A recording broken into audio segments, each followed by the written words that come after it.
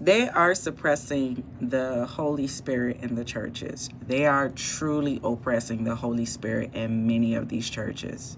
And when I talk about these churches, I'm talking about the four walls. I'm not talking about God, ecclesia, which is you, the church.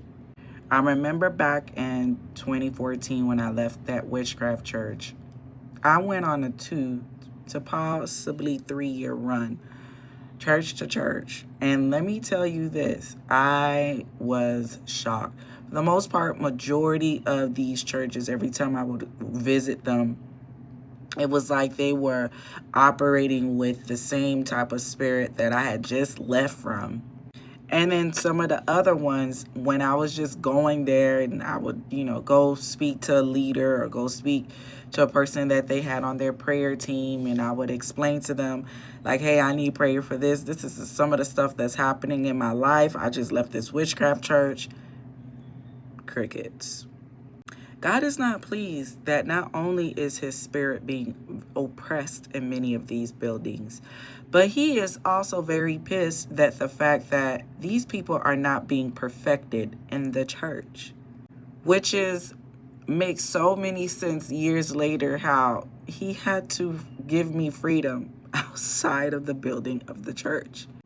Now, when I was going through it, I didn't like that. I couldn't find no help in the church. However, I understand now the reasoning for it. I understanding that he wanted to get the credit, he wanted to get the glory, and he wanted to do the training for me.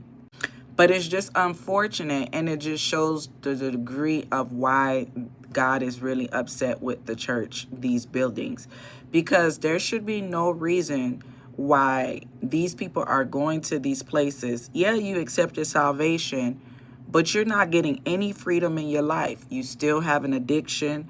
You still getting boxed up in your dream. You still, having sleep paralysis. You still have cycles and cycles and cycles of poverty, of incest, molestation, abuse, spiritual abuse, all up and down your life, your family life. And it just continues. It should not be you have people who literally have engulfed the spirit of fear, and they go to church, no liberation.